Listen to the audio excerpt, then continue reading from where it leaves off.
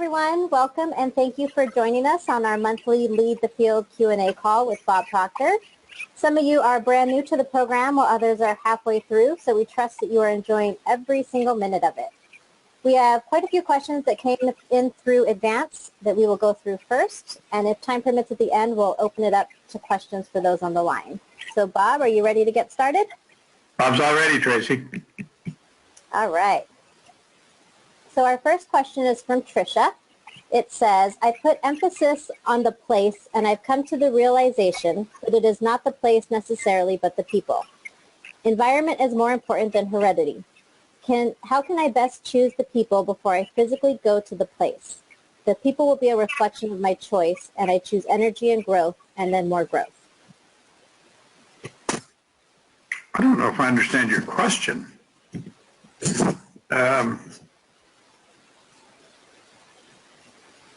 The place, I mean, this is anywhere you go, you're going to attract people to you that are very much like yourself.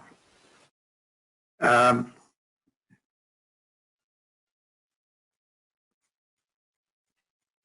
environment, you see, it's the people you mix with. It's their thoughts, their feelings, their actions. When you're in a very subjective state, which we are most of the time, you're picking up the energy around you. And it's going to control how you feel. So the people that you mix with most often, they will be very much like you. If you take your 5 people that you spend the most time with, they're probably very much like you. Now, if there's things about them you don't like, you want to take a look in the mirror, because it's usually a reflection of something about ourselves. But the real secret here is to, like, I don't mix with a lot of people. No, I'm around all kinds, millions of people, but the people that I spend a lot of time with they're not large number. I don't think I'm any better than anybody else, but I just want to make sure that people I'm going to spend a lot of time with are thinking the way I like to think, that we're moving in the right direction. Okay? Next. All right, next one's from Mariah. It says, in Destiny and the Balance, you mentioned doing 2 things every day for someone we love and 2 things for work. What would be some examples of this? Well, you could think about anything with anyone. You could be a little kinder to them. Call them by name more often. It's the simple little things like please and thank you. It's a simple little thing to do for them. I'm not talking about buying them a car or something like that. I'm talking about just simple courtesies. We get so busy sometimes we overlook them. Like the person that's on the line with me here, Tracy. Do you know that Tracy is the most important word in the English language as far as she's concerned? It's her name. Now she'd say, oh, well, it's really not. No, it really is. And you'll find if you call a person by name often, they're going to like you. So that may be one thing that you would do. And just think of something that you can do that would be very kind. Compliment them. Now, sometimes you can't compliment a person on their appearance if they're really in bad shape, but you can always compliment a person on something they do. So look for there's something they do. See, I was watching the way you do that. I like that. You're very good at that. Now, as far as work is concerned, my goodness, there's all kinds of things you can do to improve your productivity. Maybe start a little early. I'm an early bird. I believe the person that starts early is the one that's going to win the most. I learned that a long time ago. I started the 6 o'clock club. I'd be working by 6 o'clock. That was years ago. And hasn't changed very much. And it's helped me. So just think of a couple of good things you can do and start doing them every day. You might do that at work too, if you're working with people. When you're talking to them, call them by name often. See how I can get their name into the conversation. They'll like you for it. Okay? I like that. All right, next question is from Jim. It says, I have thought incorrectly for many years, and now at 53, I woke up to this great possibility. I have always been one who likes quick results. Can you give me some advice on how to not get discouraged? Well, I don't think there's any formula for quick results. There is for certain results. The secret of this program is repetition. Now, I was talking to someone about this yesterday, and when I first started to use this, I was 26. I had come from a very confused background. I never had a half-decent job. I always worked at laboring type jobs, minimum wage, hated what I was doing. They didn't particularly like me there, so I got fired a lot. It was just not a good place. I never had enough money. If I had a car, it was always broken down. Usually didn't have enough money for gas. I mean, it was just not a nice way to live. And I started to read Think and Grow Rich, and then I got Earl Nightingale's condensed narration of Think and Grow Rich, and that led me to getting Earl's programs, and that's what led me into Lead the Field.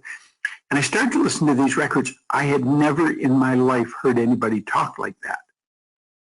I was so absolutely fascinated with him. Now, I not only was fascinated with what he was saying, but how he was saying it. He was grammarian, so he had excellent grammar.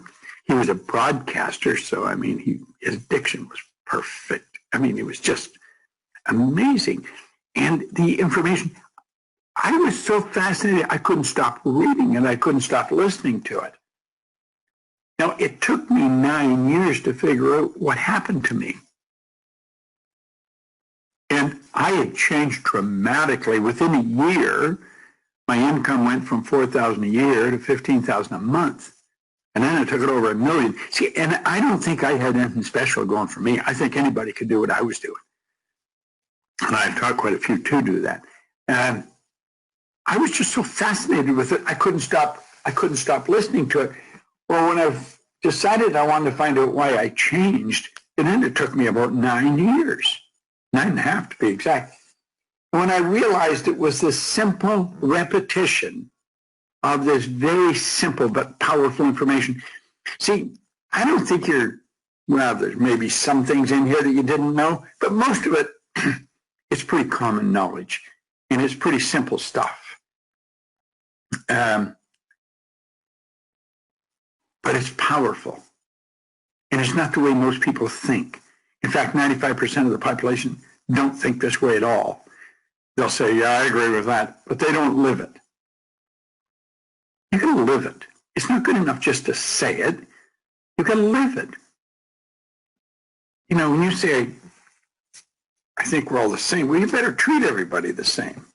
There's nobody that's any better than anybody else. There's nobody that's any less.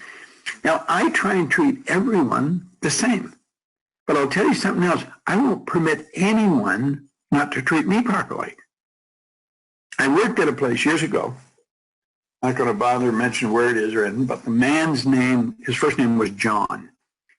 He was a creative director at this place. And he had one vile temper. Very creative guy. But he would get mad and he would just rant and rave at people. I mean, the things he'd say to them were terrible. But he never did with me. Well, one day I was in his office and he unloaded on me. I just turned around and walked out of his office. And about an hour or so later, I went back in and I said, John, I have never talked to you that way, and I never will. And I want you to know something. I will not permit you to talk to me that way. Now, please remember that. And I turned around and walked out. He never did talk to me that way again. I did hear him talk to other people like that. You've got to treat people right, but you've got to demand it for yourself too. So it's the repetition of it, Jim. And 53's got nothing to do with it. You could be 23, you could be 83. In fact, I am 83. But I study this every day. And I intend to have a much better year this year than I did last year. In fact, the decision's made. It's not a matter, I hope I will. But I need the repetition of this every bit as much as you.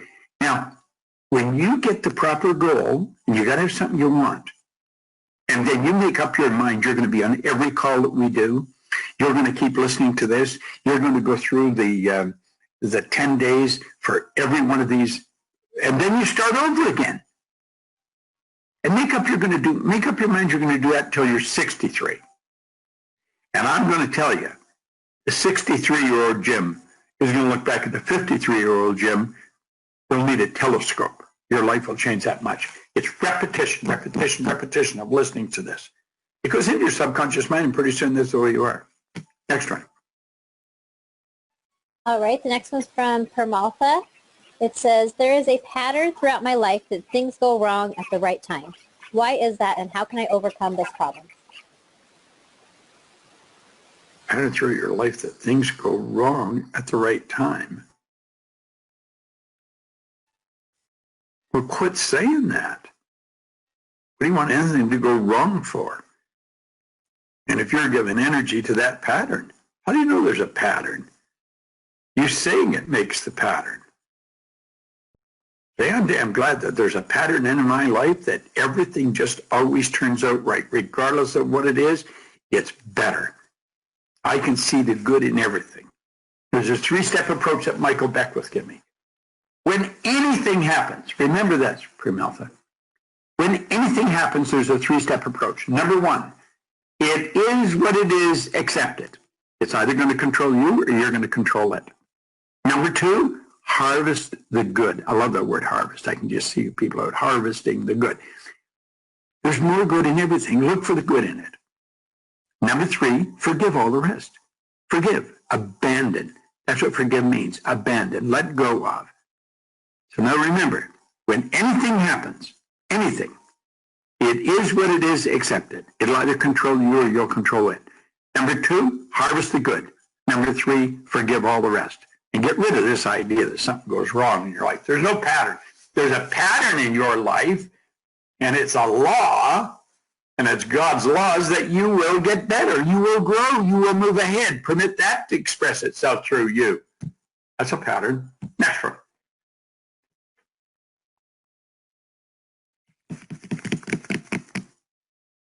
Next one's from Maja. It says, how can we increase our ability of concentration and stay focused as much as possible? Is it a kind of extended meditation we can practice all day long and keep our goal steady? Well, first of all, what you're talking about is the development of your will. The will is a mental faculty. It's like perception, memory, intuition.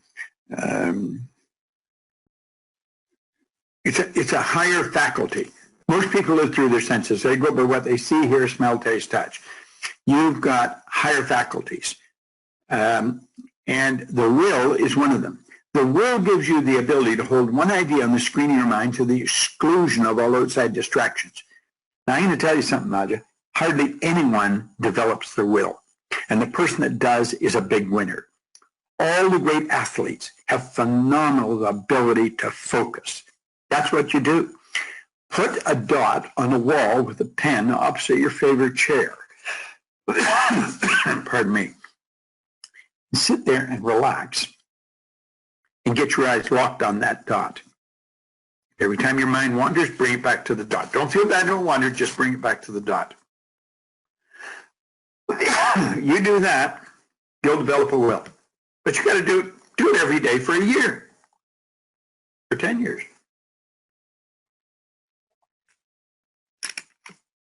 Okay. Next one's from Christine. It says, what is your suggestion for someone who has not lived together for over 20 years and decides to get back together? I feel my energy and the other person's energy are on 2 different frequencies. Well, they probably are. You haven't lived together for over 20 years, you know. You must have been on a different frequency or you would have been together. You want to ask yourself, do you seriously want to get together? And sit down and have a clear understanding with that person. and say, these are the rules. I'm going to treat you with respect and kindness, and I demand that you do the same with me.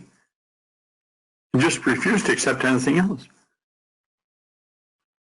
Get on the same frequency. You start thinking about the same things, you're on the same frequency. Start working toward goals together. Get interested in the same things. Okay?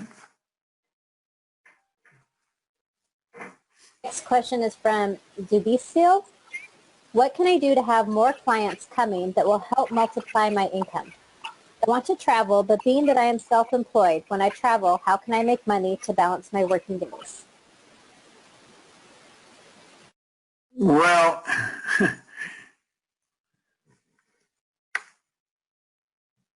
what you need is more sources of income. If you travel, I have to understand your business to answer this properly, I think. But if you want to earn more money, you've got to set up more sources of income. And you could set up sources of income so that you could work from anywhere in the world. I could work from anywhere in the world. Where are you, Tracy? Are you in Scottsdale? Yeah, I'm about 20 minutes from there. Okay. And I'm in Toronto, but we're working together. Well, you can be anywhere in the world. We're living in a whole different world today than we used to live in. Set up sources of income. More than one, multiply them. Okay? Next. All right, next one's from Sharon. It says, are there typical or usual forms that our paradigms struggle to take? Well, the paradigm doesn't struggle with anything. The paradigm is a multitude of habits. And the habit is an idea that you automatically express without even thinking. Tracy, you got fairly long hair, don't you? Not, yeah. Okay. When you wash it and when you dry it, there's a specific way you go about drying it, isn't there? If I don't dry it, it's all frizzy and curly, so I have to dry it. If I want Okay, so you do dry it. But the point is that you do it just about the same way every time, don't you? I sure do. You're in a habit of drying your hair a certain way. Well, you get in the habit of doing things.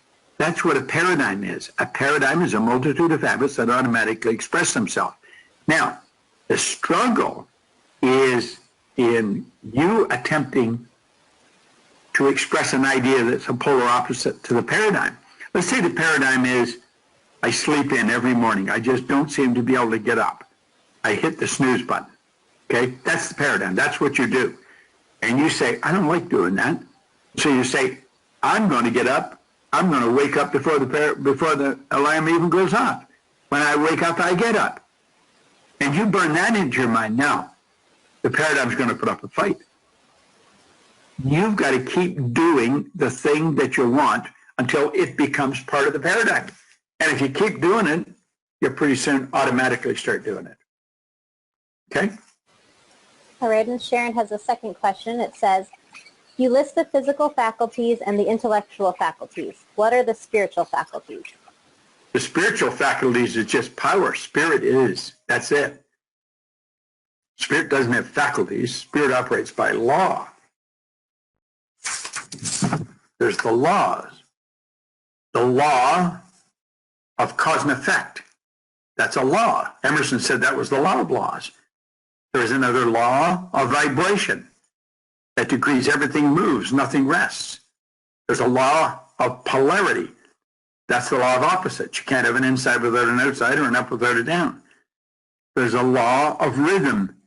I always say the Catholics understand that better than the Protestants. You flow to and fro, up and down. The tide goes in, the tide goes out. There's relativity.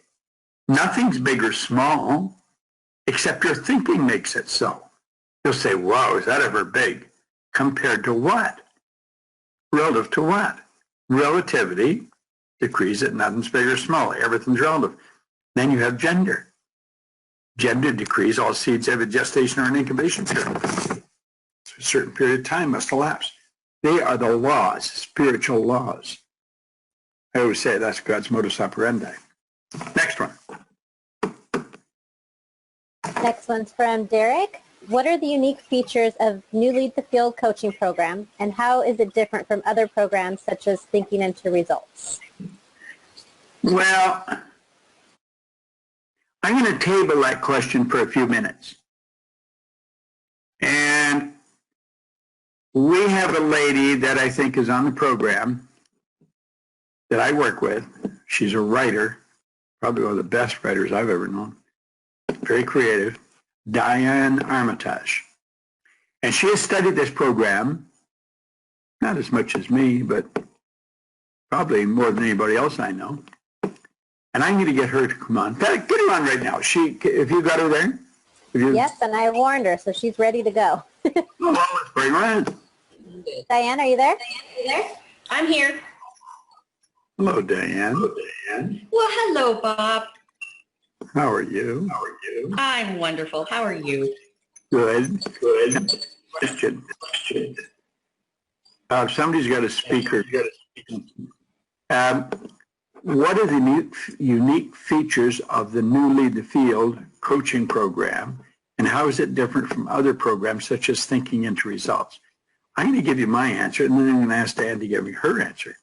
I think it's more comprehensive than Thinking into Results. There's much more material covered. I think Thinking into Results is a phenomenal program, and I don't compare the two of them. I really don't. Thinking into Results has got incredible results for the people that have used it. And I could see a person going through Thinking into Results and then go through Lead the Field, or they could go through the New Lead the Field and then go to Thinking into Results. What is your answer on that, Diane? Well, I think you've done a beautiful job explaining that. I think, for me, it's my most favorite program I've ever studied or been involved with. I think it's just this amazing mashup of how your mind works and how the laws work.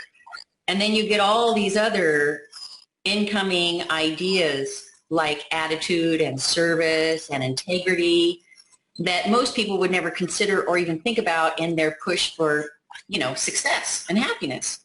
So I really think it's the only program out there that doesn't just teach the true art of goal building, which I think it does better than anything I've ever seen anywhere on the world's market, but it also tackles this whole world of goal setting and achieving with these combined efforts from Earl Nightingale and from you.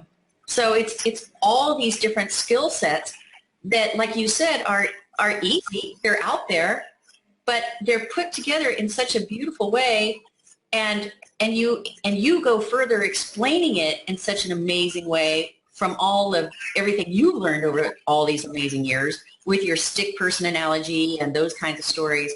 It's just this beautiful, you can't not change. It is the most amazing program, and it's done the most amazing things in my life and in my business. It's just, it's almost, I just can't even really explain it. It's just astounding. Like, you take one little nugget of something, like, for instance, I was telling you the other day in the chapter Miracle of Your Mind, where you get up for an hour and you just write ideas. And just that alone has created tens of thousands of dollars more for me in just a month or two. It really is that amazing. And there's nobody else who has put it together so succinctly than the Lead the Field program. Thank you, Diane. Yeah. Multiplied her income. She earns lots of money. She's very talented, and she uses that as a base. Now, you stay on the line, Diane, because we'll work some of this together. Here's an interesting question coming up here. Please tell me about how to praxis. How do I integrate my belief with behavior, especially if I want an exact amount of money and financial independence? Well, let's think of this, Sarah. If I say to you, do you believe you can earn more money? You would probably say, yes, I believe I can. And then I'd say, well, why aren't you? And they'll say, I don't know. And you could say that to almost anybody. Well, you see, there's two parts to our personality. There's the conscious, the intellectual mind. That's the part that's hearing what I'm saying. When I say, do you think you can earn more money? You'll say, yeah, I think I can. Not sure how, but I believe I can. See, the truth is, intellectually, you believe you can. You believe it. Now, but on a subconscious level, you do not believe it.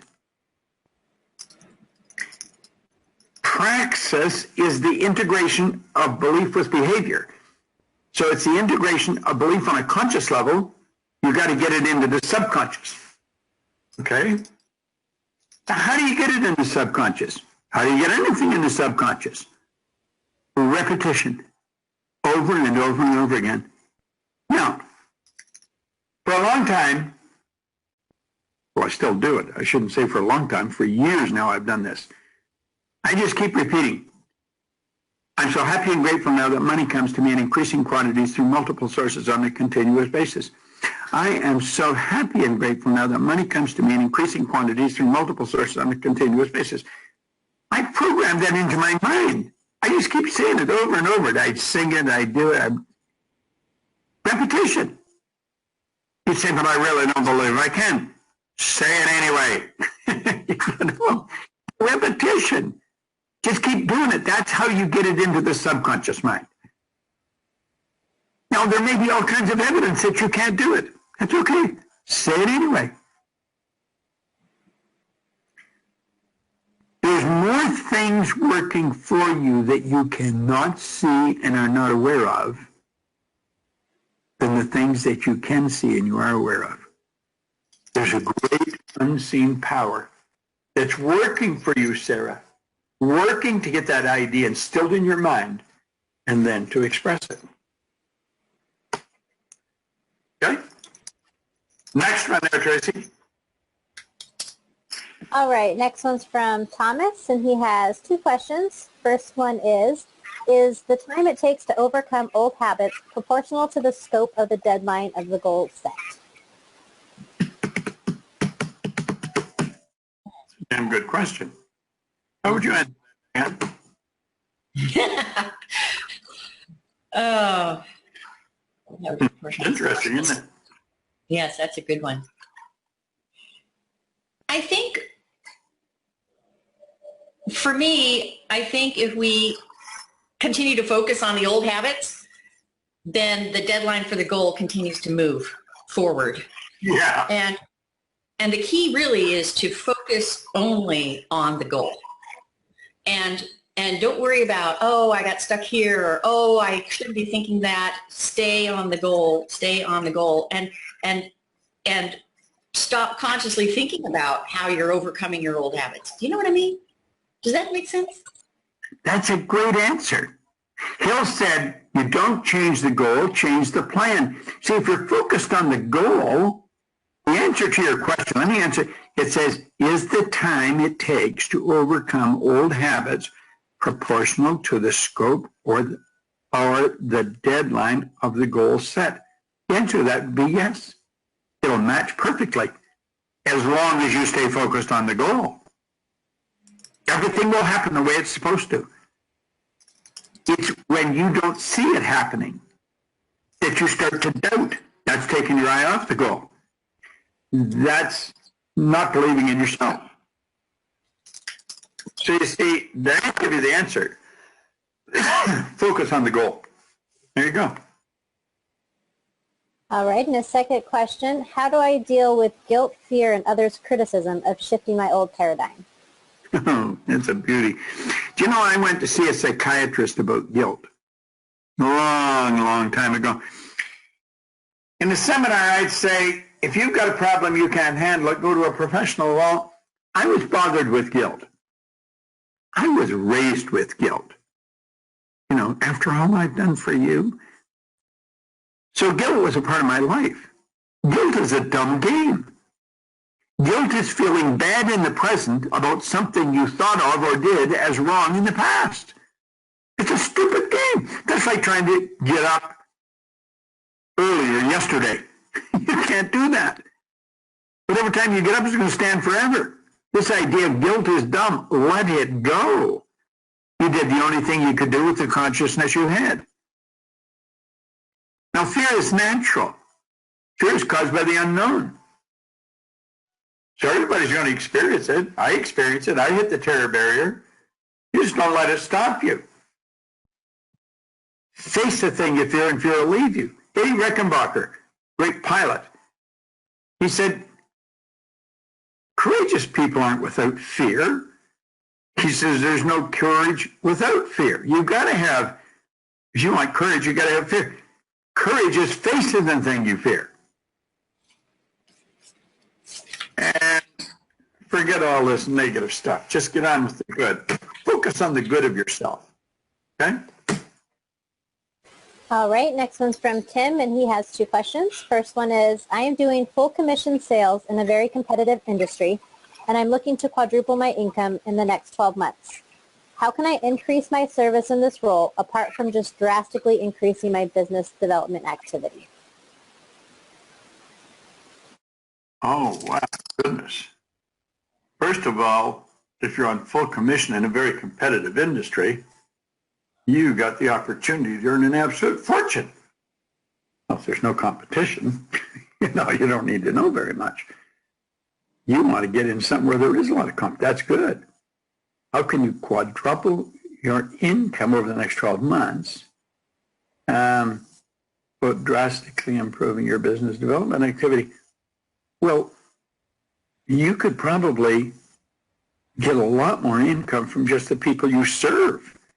Figure out how to serve them better. Let me give you an example. One of the greatest insurance salespeople. He was from East Liverpool, Ohio. Trying to blank on his name. Anyway, his 30th year in the insurance industry, Ben Feldman, his 30th year in the insurance industry, he made up his mind he would sell 30 million in 30 days to celebrate his 30th year in the business. Now, this guy lived in East Liverpool, Ohio, which has very few people, I think 10,000 people in it. Okay? This was at a time when if a person sold $1 million in a year, they were considered one heck of a good salesperson. He decided he was going to sell 30 million in 30 days to celebrate his 30th year. Now, he'd been in the business 30th year. Most of his clients were too old to sell any more insurance to. So he got an idea. He went to all of his best clients and he sold them paid up policies on their grandkids. He sold 30 million in 30 days. Now, that's just an idea. There's ways that you can increase the service you've already got to the people you're with. Go and sit down with them. You already got a rapport with them, so you don't have a difficult time getting an appointment with them. And say, and do what Diane said, get up earlier every morning and just think of ideas. The idea is, how can I improve my service to the people I'm already serving? You've got a rapport with them, so you won't have a difficult time getting a meeting. And sit down and say, I've got the most phenomenal idea for you. It came to me early this morning. Every morning I get up. I make myself a fresh pot of coffee very early. And I sit and think, how can I do more for the people I'm serving? And this morning I was thinking of you, and I've got an idea. It's just going to blow your mind. I'm going to need a little bit of time just with you. No disturbances. There you go. Did that work, Diane? I think, I'm doing a lot of commission sales now too, and I think you're just beautifully what you said. I think one of the ways that helped me increase my commission sales so quickly was the note that Earl says in the first chapter in Attitude, where he talks about that the deepest craving of human beings is for self-esteem, to be needed, to feel important, to be appreciated. So I started sending, handwritten thank you cards, started checking in on the clients that I hadn't been doing a lot of work with. We were just sort of in a stasis mode, and, appreciating them and telling them something nice about what I like about them and how I like working with them. And you know, it's amazing how many people would get back to me and say, I haven't ever had anyone ever tell me that.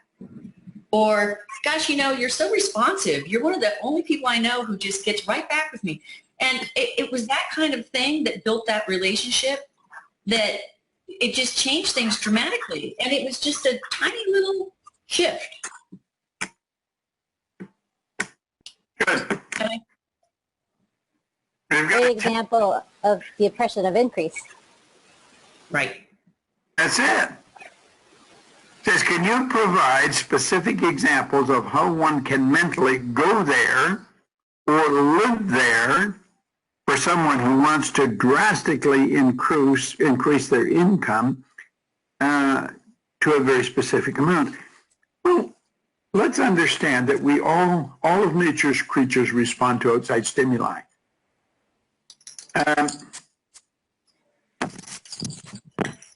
Take the time, at least once a week, to go to one of the best stores, furniture, clothes, doesn't matter what it is.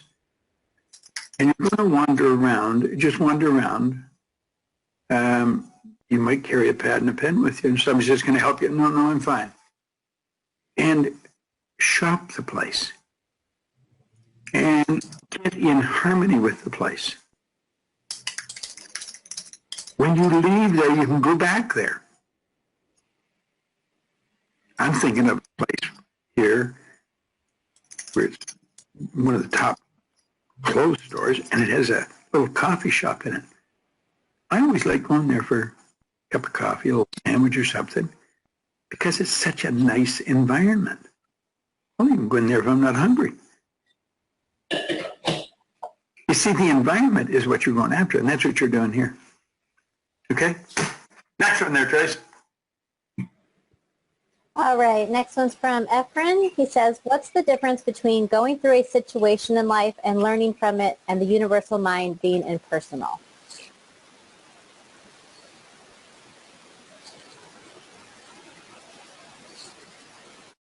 What's the difference between going through a situation in life and learning from it and the universal mind being, oh, well, I mean, these are two different subjects. I don't even know if that's a proper question. You go through life and you learn from every situation. What's the lesson in it? There's no good or bad situations. There's only situations. What's the lesson? That's where your universal mind is impersonal. It doesn't say good, bad, big, small. It is totally deductive. It's immoral. It'll accept, it's like the earth. It'll accept whatever you plant in it. So it's what you do on a conscious level and turn over to your subconscious. You'll accept it. What do you say on this, Di? I agree with you. There you go. No, she's this one. See, that's that simple. Go ahead, next one there, Tracy. All right, next one's from Laura. Can I say daily affirmations for my 11-year-old son? He has big self-esteem issues and he wants nothing to do with this program, at least for now. How can I get him motivated and willing to explore? Well, I'll tell you what not to do. Don't force it on him. Force negates. And forget getting him in the program. Start talking to him about what he does want. Now listen, I'm going to give you an exercise. He's probably going to reject you at first. That's okay. I want you, when he goes to bed, sit down beside the bed and say, I want you to do something. I want you to repeat this after me. And wait till he's really tired and he's almost asleep. And you get him, if he has big self-esteem problems, pick a specific area. That's pretty broad generalization. I mean, he probably doesn't have self-esteem problems in every area of his life, but in some it would really manifest. Pick one area and start repeating the opposite to the way it's expressed. And just say, I am so happy and grateful now that I feel comfortable in everyone's presence. And I wake up feeling wonderful with a smile on my face. I am so happy and grateful now that I feel comfortable in everyone's presence. and I wake up feeling wonderful with a smile on my face. Listen, if you ask my son, who's, 57 now, you go ask him, if your dad sit down with you and you were going to bed and say, I'm so happy I wake up feeling wonderful with a smile on your face, you just laugh. And he said, yeah, he sure did.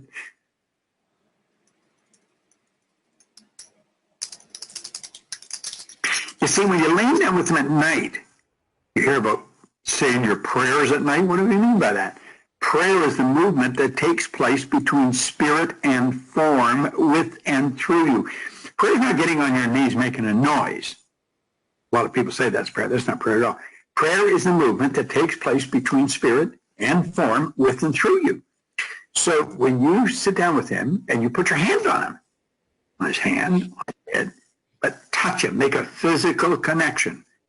And if you don't think that makes a difference, put a bare wire in a wall socket and touch somebody. They'll say, no, the juice flows through you really well. Your body's an excellent conductor of energy. It's almost all water. And then repeat an affirmation and do it every night, every night. He'll think it's dumb. He'll reject. Just keep doing it anyway, but keep doing it. And you don't miss a night. You just keep doing it. And pretty soon, that idea is going to be expressed. It has to be, because it's impressed, and whatever's impressed has to be expressed. Make sense, Tracy? It does, and I was going to chime in because you gave me that same advice to use with my youngest son, Anthony, a couple of years back when I was having huge behavioral issues with him. So we did that every night, and I made it very simple because he was only 2, 3 at the time, and I would say, sit down with him at nighttime, and I'd say, we're going to be a good boy tomorrow, we're going to have a great day. And then I'd also wake him up the same way. So every morning I come into his room, I sit on his bed, and I just say, good morning, Anthony. It's a beautiful day. We're going to have a wonderful day today. We're going to smile. We're going to behave. And slowly but surely, his behavior has just improved, and he's a totally different child now. It's amazing. It has to be, because that's what you planted in his mind. That's beautiful. I do remember now when you said that. Now I do remember it. Oh, that was a couple of years ago. Yeah, and we use the React Respond coin as well, and that's also really helped him. He carried that in his pocket for weeks and weeks and weeks when I first brought it home to him. Cool. Love it. All right. Moving on. Next one is from Michael. With the desired paradigms, what would be example statements that clearly describe the paradigm I would create that will produce desired results in the mind and spirituality areas? Well, with the desired paradigm, what would be example statements? Well, it would depend on what you want. I'm so happy and grateful now that my thinking and feeling is in perfect harmony with the law. I see only good in all things. It's something very positive, and get emotionally involved in it. You channel emotions by becoming the actor. Get the book, The Art of Acting by Stella Adler. It's a phenomenal book. That's what actors do. Actors are so good, they get you mad, they get you happy, they'll make you laugh, they'll make you cry. Become an actor. That's what you're doing. You really get emotionally involved. But you got to do it over and over and over, Michael. Repetition. Okay. All right, next one's from Efren, and he has 2 questions. You mentioned the universe is impersonal, that it doesn't have an opinion. Can you elaborate? Well, let's take the earth. Does the earth care what you put in it? It doesn't. It's immoral. It'll just accept whenever you give it. You see, if you go to science or theology, they will just say God is. Or they'll say energy is. Is neither created nor destroyed, is the cause and effect of itself, is 100% evenly present in all places at the same time. God is always for greater good. God's all there is. Everything's an expression of the same thing. And God's always for expansion and fuller expression. That's growth.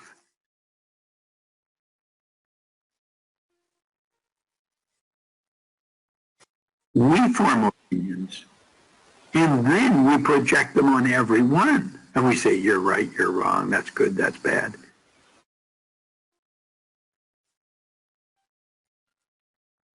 See, most of these things we created ourselves. Let me give you an example.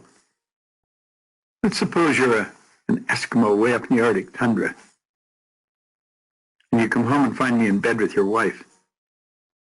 You would thank me. That'd be a great compliment. Now, let's suppose you're an oil worker down somewhere in West Texas. You come home and find me in bed and your wife, you get a gun out and you blow my brains out. They wouldn't even charge you.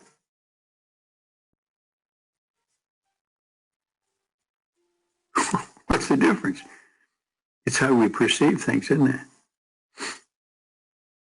You go to different parts of the world, they look at some things totally different than others. Everything just is. We'll make it what it is. Next one. All right, and the second question, for the newest person going into business, what are some key things that you would tell them to focus on? Ask for the order. Ask for the order. Provide excellent service. Improve the service. Always improve the service. Start early. Start early. Do the best you can do. Don't compete with anybody. Compete with yourself. Do a better job today than you did yesterday. Have a goal and know that you're going to reach it. Definite goals. Okay? Dan, there's some people on the line that are just starting to use this. You have used this program probably as much as anybody I know, and it's helped you become very, very successful. For the person that's maybe just starting, give them an overview of what you think of this program, of how they should study it, why they should. Well, it's simply the most comprehensive program to creating success in your life, no matter what that success is. You know, you and I have talked about the fact that it's called Lead the Field, and a lot of people think it's only for business or only for people in commission, sales, or, you know, people who are growing their businesses, but it's about everything in your life. It's about, you know, creating that goal and crossing the gap to achieving the goal with all these little steps. Like you were just talking about starting business and making that thing happen. You know, there's nothing more important than attitude. There's nothing more important than service. You know, I love how you say ask for the order and start early, because this Lead the Field program is really where I started getting up, and I was at my desk by 5:30 in the morning. You call it the 6 o'clock club. You know, to do an hour in the morning, set your whole day. Set your whole day, and you get all kinds of ideas. And then there's a great point in here about the 6 things to do every day. Earl Nightingale was talking about time management. You had asked him about time management, and he gave you the same answer that he has in his book. It's not about time management. It's about managing tasks. And so I went from writing down 7,012 to-do list items when I started my business to just focusing on the 6 priority items that were going to move my goal forward. And then and if you don't get the 6 things done, you move whatever you didn't get done over to the next day.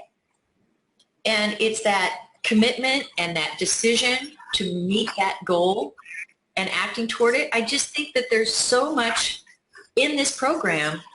You may be able to get it here and there and maybe over here and maybe over here.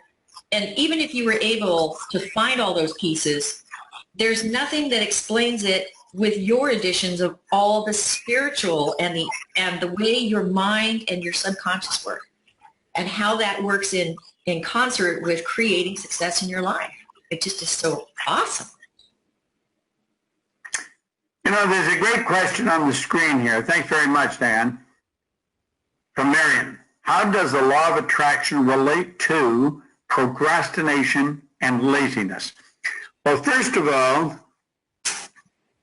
if you're procrastinating and consider yourself to be lazy, you will attract everything that's required to continue to procrastinate and continue to have very low energy.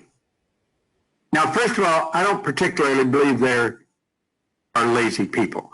I think there's ignorant people. I think there's very confused people. And the idea of procrastination is not the problem.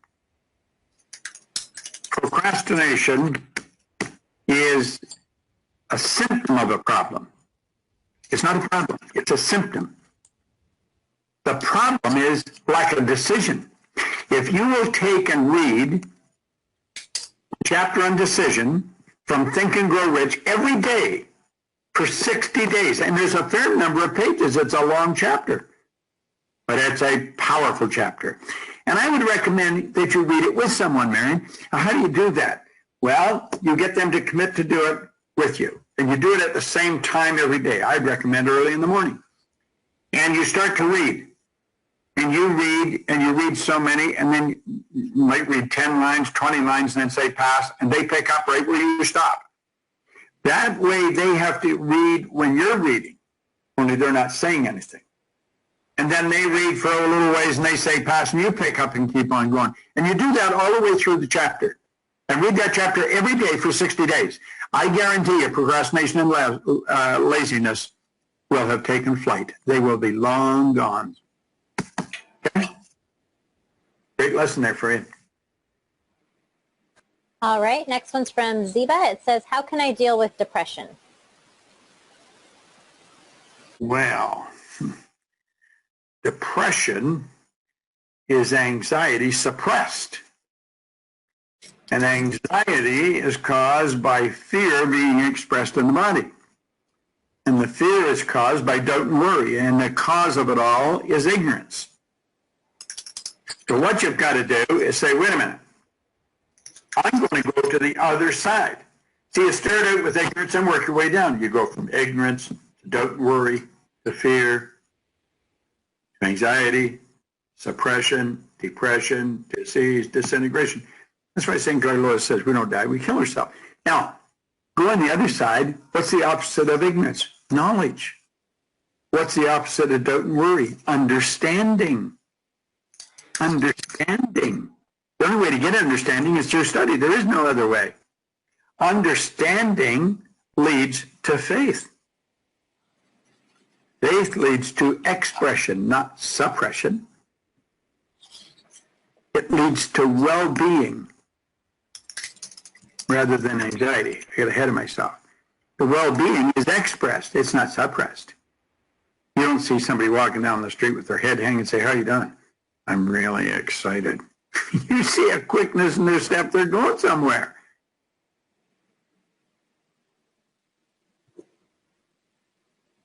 So the well-being is expressed. The express accelerates. Why? Because there's no dis-ease. They're at ease. And that causes creativity. There's a lesson on that, and I'm sure it's in here somewhere.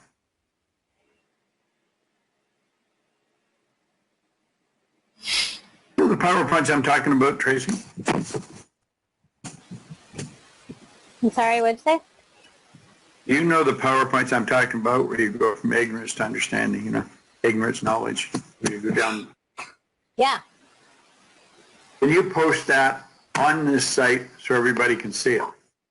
Yes, I will locate that and put it in the membership area. Thank you. And study it. Then you'll know where depression comes from. Depression comes from suppressing anxiety. You should never, ever suppress anxiety. Express it. All right. Next. Oops. All right, so those are all of the questions that were submitted in advance. We have about 5 minutes left. Do you want to take one or two questions that came in from people on the line? Okay. Absolutely. Yeah. All right, so we have one from Tommy. It says, about lesson 6, being honest with yourself. Am I being dishonest to my detriment if I speak things as I want them to be and not necessarily as they are if the current reality is not what I want? No, that's being very honest with yourself. You're seeing what you want. You're not seeing what your eyes are. Now let your eyes deceive you. That's why they say they have eyes to see and see not. They have ears to hear and hear not. Go where you want to go. Don't go where it is. Go where you want to be. Use your imagination to go into the future and then bring the future into the present and live with it. That's what you're doing, Tom. Go ahead. All right, we have one from Stephen. It says, Bob, would you be willing to share your daily goal statement, of course using the concepts of Think and Grow Rich and how you apply that daily? I am aware of how we think in pictures, so I was wondering if you use a vision board at the same time as reading your statement. No, I've got it so burnt into my mind, it's just the way I am. I just, it's part of me. I've had the same goal now for quite a while. I've missed it by a year. I just chose the wrong date.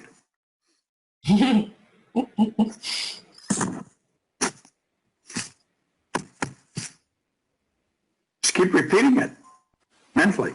If you get a picture of it, get a picture of it. All right, and then we have a question from Sarah. It says, I carry my goal card. I read it several times a day out loud. Intellectually, I really know I can, but emotionally, I freeze, as if it's a vital important to me. What else should I do? How do I get harmony inside? Keep playing with it, Sarah. Keep playing with it. Let yourself get emotionally involved. Imagine. I'll tell you what to do. I want you to go and download Pretend, the song by Nat King Cole. Pretend you're happy when you're blue. It isn't very hard to do. You'll find happiness without an end whenever you pretend. You pretend that you've already got it, Sarah. Download that song. Make that song one of the most favorite songs you've got.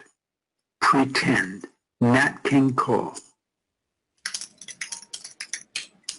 It's a beautiful song. Gonna love it. We have time for one more. All right, this last one's from Seema. What do you do if you drop the course halfway through? Should she start over again or continue where she left off? Diane, that's a good one for you.